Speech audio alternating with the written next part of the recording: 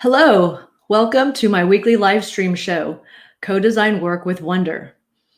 I'm June Baya, CEO of BayhaGroup, and at BayhaGroup, we co-design work with Wonder, which is with youth, for youth, and we have 11 high school co-designer interns, as well as 2 who are from college, and they are all paid and work on various projects with us. We have them working on our live stream show, which is they're behind the scenes on this show today, as well as providing comments and questions for our special guests. And I wanted to share with you that today we have one of our regular every third Thursday topic is grant getting. And today we're going to be talking about what happens when you get rejected. So you got rejected, now what? And I want to bring my special guest to share with all of you some of our tips for what happens when grants get rejected. So I'm going to bring Kelly Cooper, bring her on. Hi, Kelly. Hi, June. So nice for you to join us again. And I realized the last time we did this, we didn't actually give our audience some context about what grants really mean for each of us, or how we started, or when we started. So if you want to just tell us what inspired you to get involved with grants and grant writing, grant getting, that'd be awesome. Sure, thank you, June. In 1996, I wrote my first grant. I was working as a faculty member at West Valley College. This is a time when there were grants available for CTE, and I wrote a few grants for Java programming and for multimedia at the time. The reason that I wrote the grants was because I had it in my mind that in education, we would never have the funding to do anything wild and crazy, innovative, and I don't know, a little bit unique, if you will. And I thought that if we could write for funding bluntly, no one would be able to say no. It gave faculty and others who applied for grants the ability to bring on new programs with funding, new curriculum, new equipment, all of the things that engage students and make teaching and learning fun, that help us to create a work environment where we can collaborate with youth rather than a podium where we stand and lecture to them.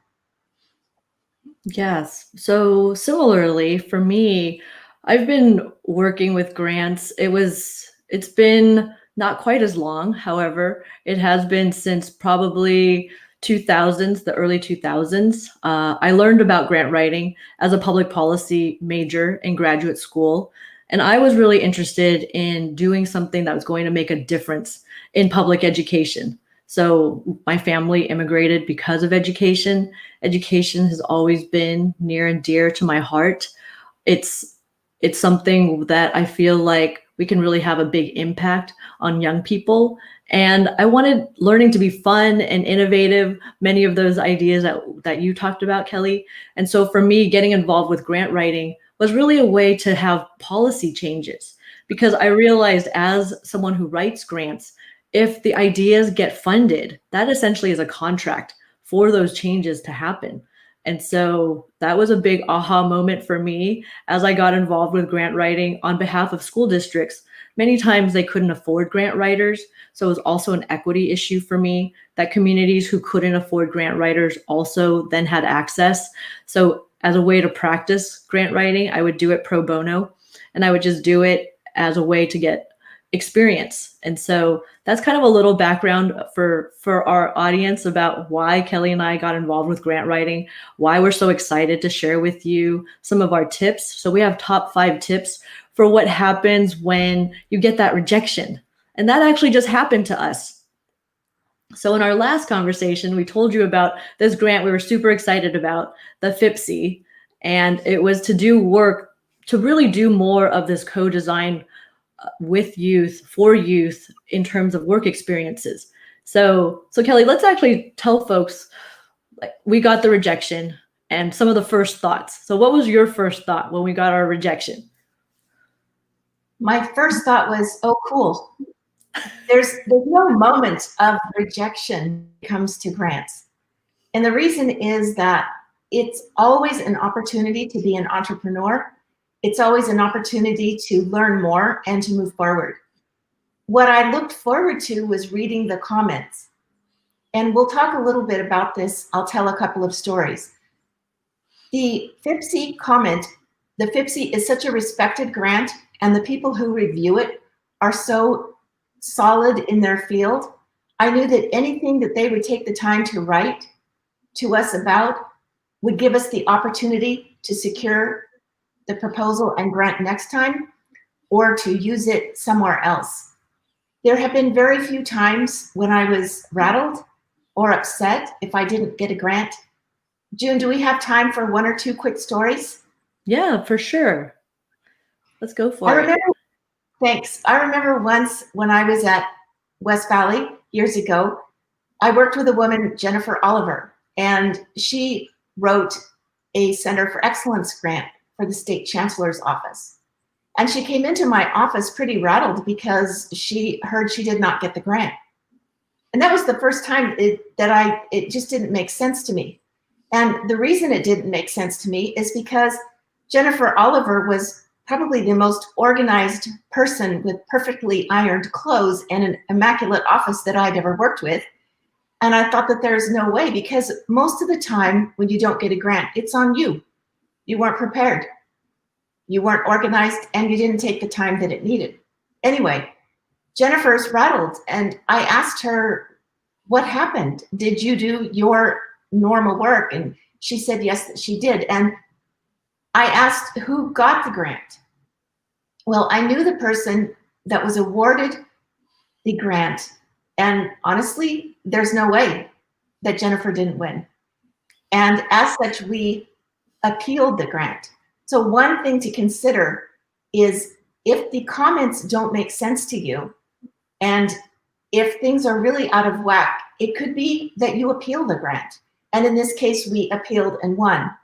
The only other time that I received a rejection that I was rolling my eyes at and more was, it had to do with the reviewer who gave us a bottom score, and two other reviewers gave us a top score out of the three reviewers. And when I read the person who gave us the low score, when I read his comments, they were insulting, and he should never have been a reviewer. And it had to do with women's place in the workforce. As such, we did not go after and appeal that grant, but we were able to spin that grant somewhere else. Right. So one of our first tips is actually to ask for reviewers' feedback. So in the case of the FIPSI that we did not get, the federal government is so kind that they actually sent us the feedback with the rejection letter. So we got the rejection letter, and then we got the feedback. And the feedback, as Kelly said, was so thorough and so many really good points for us to take into consideration. And then the stories that Kelly shared, I mean, my story of getting rejected and what to do with that was, we applied for a $6 million California Department of Education grant several years ago with a school district, and we did not get it. And that year they were extra kind because they allowed us to have a phone call with the reviewers. And we had everybody who was involved, all the stakeholders, be part of that conversation. And they definitely gave us some really thorough feedback, and we turned it around that next year, and we actually got the funding for that grant. But we took the time to really listen to the feedback, and it was super helpful. So that's definitely our first tip, is ask for the reviewer feedback. I want to also add to that one of the reviewers is you. And if you know at the point of submission or the week before submission that this grant is not going to be funded, then ask yourself, do you want to submit? And talk to people on your team. Everyone will ask you, what do you think your chances are? And it's fine to say, our chances are great, I think we've got it, or the team hasn't come together. We're about 80% is how I would score us. We're going to go ahead and submit it in the hopes of feedback, but we're not counting on getting the grant. The first reviewer is the person leading the writing team, is the person leading the project team, because that person has such familiarity with the grant and what it is that's going to bring points in. Trust your gut, because you're going to have a good idea if you're going to get the award or what the reviewers are going to suggest. Well, there have definitely been times when, even with the FIPSI, you and I went in feeling like we may not get it. Chances are we won't get it because it is so competitive. But the feedback, we actually wanted the feedback, and that was one of the motivations to apply. And so that's the thing to keep in mind, is the feedback is so important. So then I'm going to actually move on to our next tip that we talked about is, so for us, our next step with the FIPSI is to really go through and find out if this grant is even, when it's offered again. And so then we would get ready for, well, what do we do next? How do we take all that very thorough, helpful feedback and address every single point so that we can get as many points as possible? And so for you, Kelly, what other tips with regard to this one would you want to share? Well, we know that 2 awards were going to be given nationally, and that's how competitive the grant was. Let's talk just a little bit about how we would approach if we decided to apply again. What we would do is open up all of the narrative that we created, and for each section, copy and paste the comments in. And then take a look at those comments, because when there are not a lot of pages available, it's often something small. As an example, it might be that we focused a little bit too much on one thing and not another. All of the reviewers in our case gave us 100% on a management plan, and then we lost points on something that we could have nailed within one paragraph. Mm-hmm. We were thinking of what is it that we need to make sure that we communicate, and now we know that we a little bit over communicated the management plan. We still have the same page count. Not only do we want to incorporate in the comments to improve the narrative, we can also pull back a little bit on a few sentences where we received 100% from all reviews. Right. And because we were only given 25 pages, double spaced, including tables, it was a really tricky spacing endeavor. So that's something that we're going to be taking into account. And then let's say you can't reapply. Let's say this grant is not offered again. That brings us to our third tip, which would be, you're still really excited about what was written in that proposal. You can find ways to leverage that same proposal for another purpose. So Kelly, you and I talk a lot about this, so please share your wisdom on this one. Grants are about a grant strategy. They're not about a single grant. Your organization has priorities. Then you think about what kind of funding can we use, and different RFPs are different, right? One is a focus where you can buy technology and equipment, another you cannot. One requires a certain amount of matching funds, the other does not. As an example, we recently received, as most of you know, a lot of state funding, and we need to now write for some federal so that we have more match. So there's a lot of reasons to write for another purpose. The one thing to keep in mind, and that is, if you have a great idea and your commitments and your priorities are clear, there is a lot of money available. It's closed-minded and narrow thinking to obsess over getting this one grant going again. Your obsession needs to be in place, but it needs to be for youth, or it needs to be for whatever mission and purpose of your organization. And as such, all the narrative that you create works really well elsewhere. And there are a lot of elsewheres. Definitely.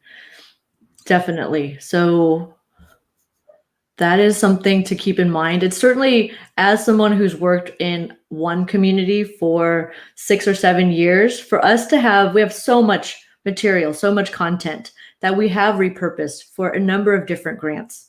So this federal grant that we applied for, we used the stuff we wrote for the state grants as a way to repurpose. And so this is where, to be really clear what the goals are, because it's not necessarily chasing. It's definitely not about chasing the money. It's about making sure you can get the funding to do what you want to do with your vision, your mission for your organization, and also for your partner organizations. So now I'm going to share our fourth tip, which is a little bit of what we just said, which is make sure that the grant priority, so the proposal, right, is still your priority, whether it be the funding opportunity or even the idea that you wrote, that you still want to do it, and that your partners are still in place, the staff is in place to do the work, all of those different components, because often you will not find out about the grant for maybe 6 to 12 months, and a lot can change. And so it's just making sure you have the capacity to do the work and the desire. Kelly, yeah, I'd give you an example, and that is one thing that happens when you receive a grant is it gives you 100 other ideas for moving forward. If you don't receive a grant, the same thing happens. As such, I might be at kind of a seed level or a proof of concept level on an idea. I apply for the grant.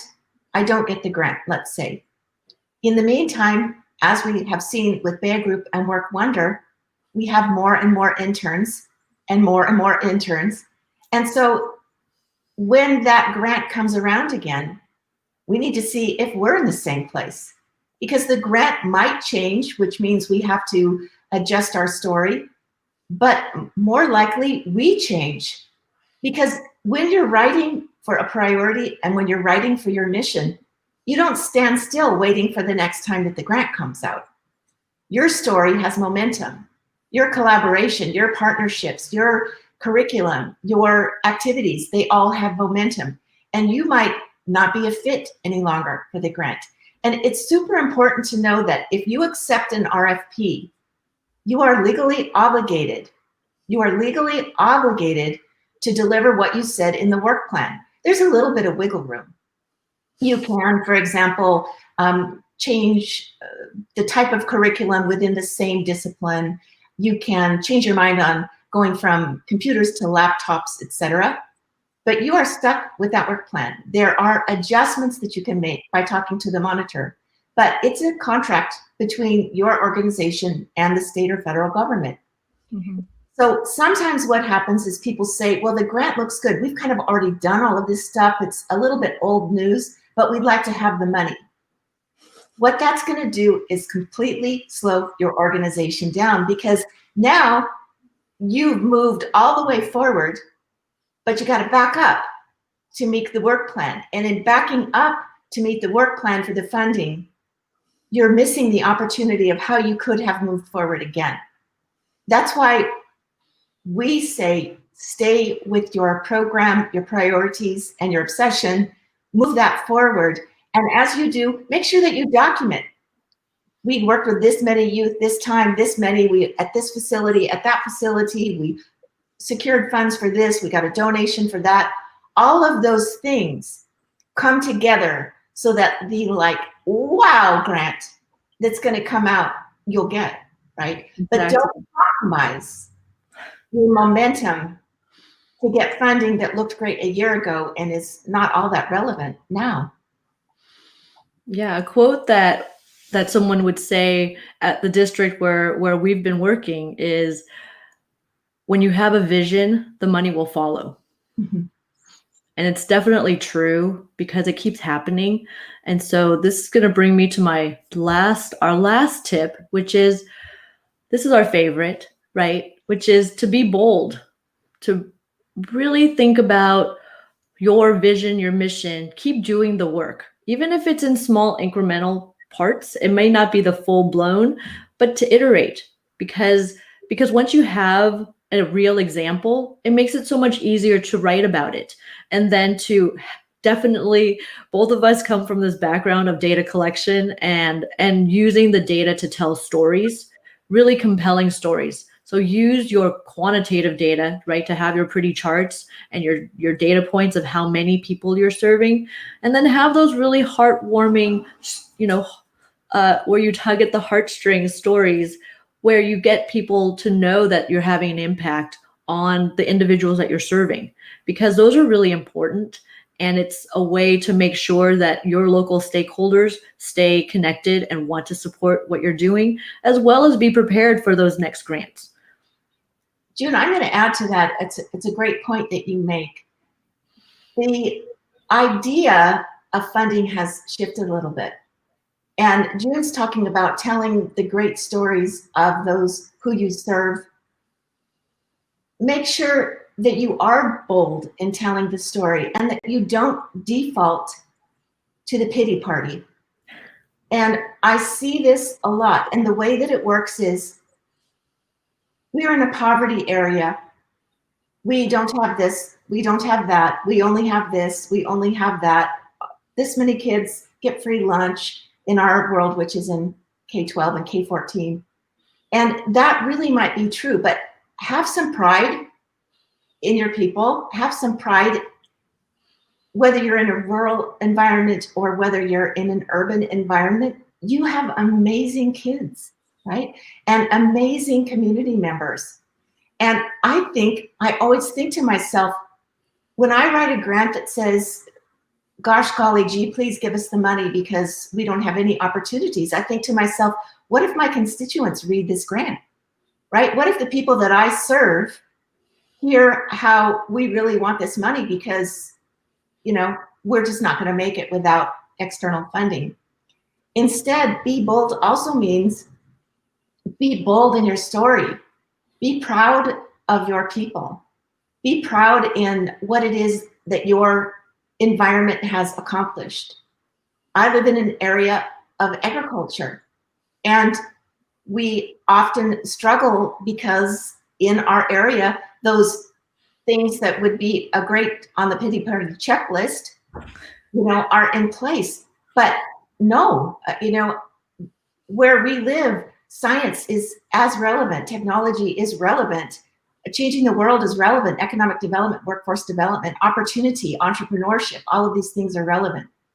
So be bold doesn't just mean be bold because you're a little bit nervous about applying because you got a rejection.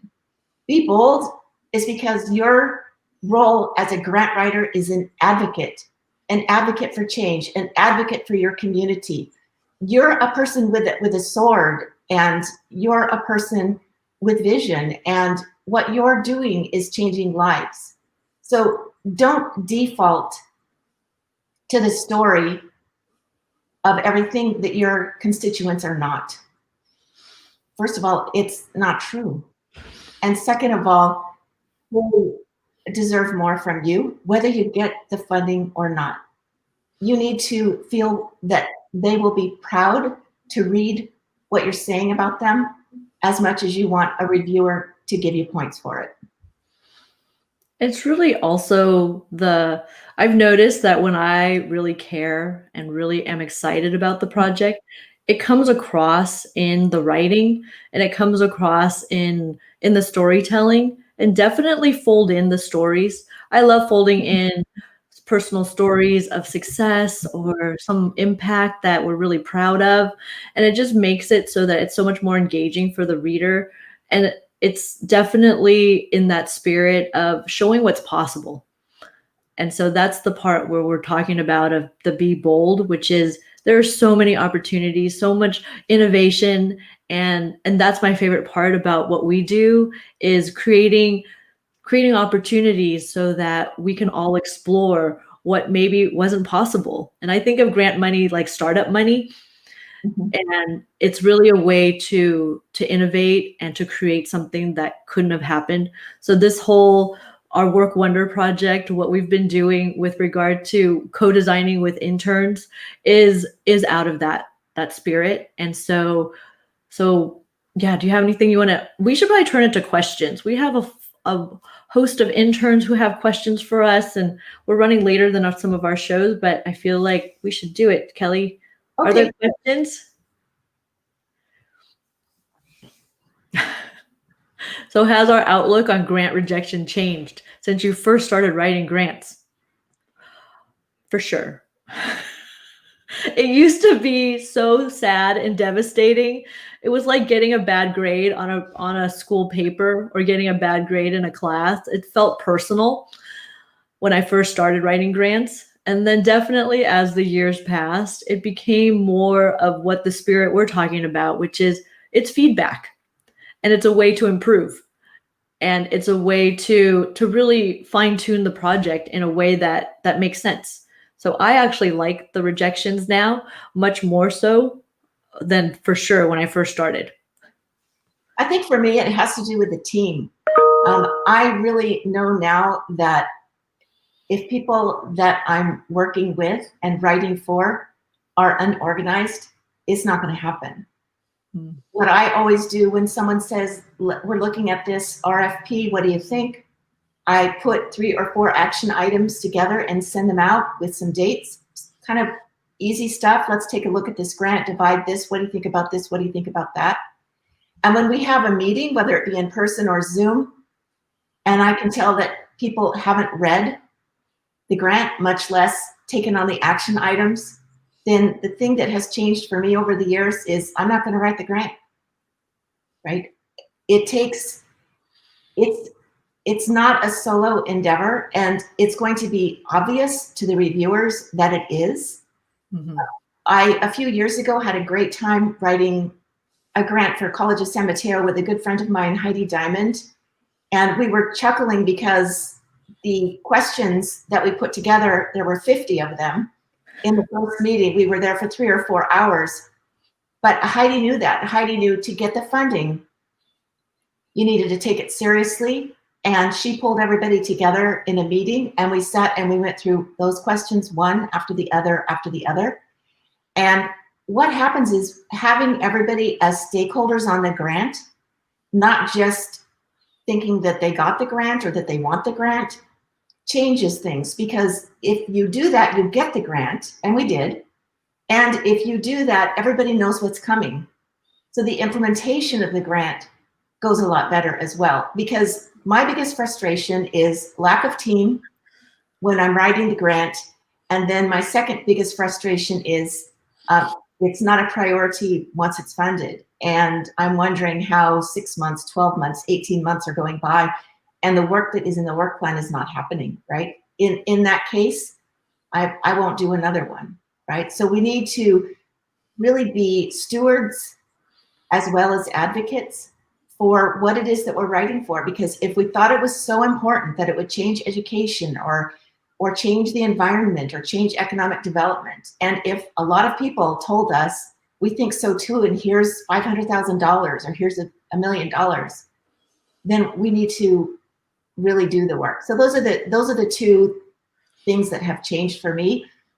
I'm not going to go after it unless I can tell that the people who are on the team and who will be managing the grants will steward that responsibility.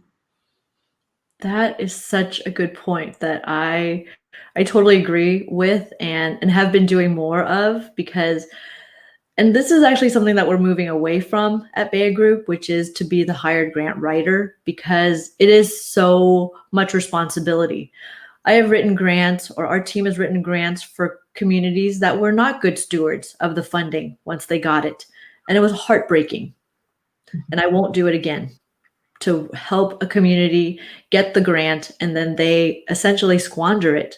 And then for me, in terms of the equity situation, is that means another community didn't get it who might have been more deserving. And so that is so true. And it's at a point where we say no more than we say yes at this point. Yeah. So yes.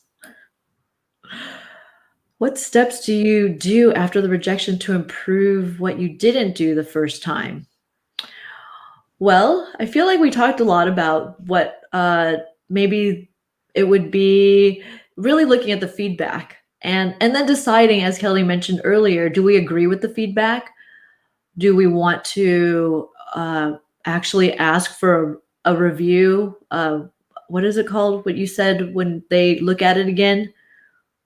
I forgot the term you used, Kelly, when you asked for an appeal. Yes.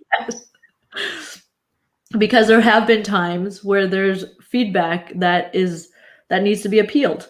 And then if it's feedback that we then agree with, then address it, all those steps. So is there anything you want to add? The only thing is that sometimes it's a matter of the business of the grant. So as an example, you put TBD for someone and there needed to be a person in there. Never put TBD. There always needs to be a person, even if that person has, sailed to Australia by the time that the grant is awarded. Another thing that you want to be careful about is that there might be something with who you send the grant to for approval within your organization. So sometimes there's just a simple error. We need to change our address. We didn't submit a form properly, this or that. Thank you, Heidi. They're so fun. It's great to work with. So don't assume when it first comes back that it's you. Sometimes it's just operational and easy to resolve. Yeah. Are there other questions?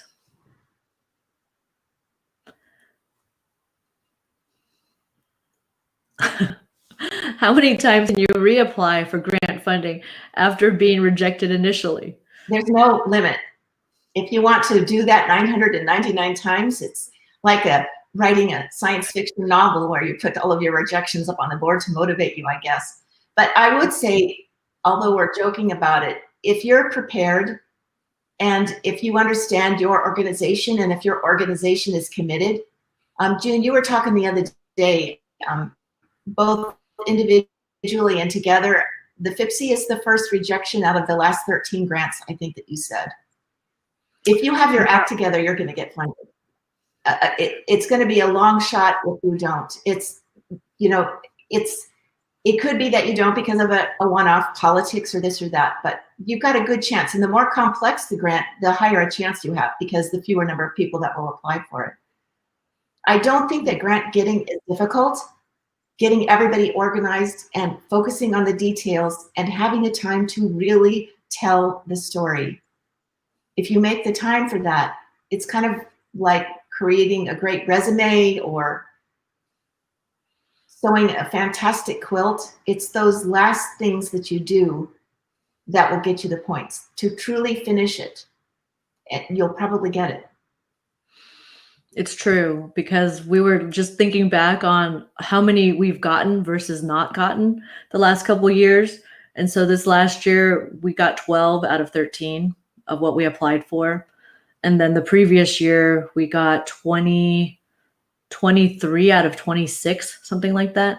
So definitely over 80%, sometimes over 85% of what we get in terms of success rate. And so it has gotten to the point where if we have communities that are very committed, at one point, there was a superintendent that read every word and made sure that it was, at one point they were apologizing to me that he was going through it so meticulously. And I actually said, no, this is amazing to have the superintendent go through 4 grants, and we got all 4. And their community was very engaged. We got a lot of letters of support from all the stakeholders. It was a huge community effort, and they got all 4. And that was really what we wanted to have happen. So it is a lot of the organization. It's having the right partners. It's the grant getting part is a lot of organization and having the right people who are there who want it for the right reasons. So our next grant getting conversation will be on February 18th. So Kelly, will you come back and join me for more grant getting 101? Sure, I'm looking forward to it. We're going to be talking about the new opportunities for funding in the new administration, and it's super exciting. And then next week we have, we were talking about the Work Wonder, the virtual work experience that we're planning for a couple communities this summer. And so someone who's going to be leading some deep dives is Kwaku Anning. He's going to come and talk to us about emerging technologies. He actually ran a deep dive for us last summer using augmented and virtual reality. We got Oculus headsets for our interns, and they created some games. So we're going to be talking about what we would be doing together this next summer. And so please come next week at 3 p.m. on next Thursday. And Kelly, thank you so much for joining me today. Thank you, June. And anyone who's watching, remember that your role is not the grant writer. Your role is the person who gets to grow the idea, connect all of the players, and change life for youth or change life for whatever your organization's mission is. It's important work. It's not a documentation job. It's a creating future job. Thank you, Kelly. Thanks everyone for joining us. We'll see you next week. Bye. Bye.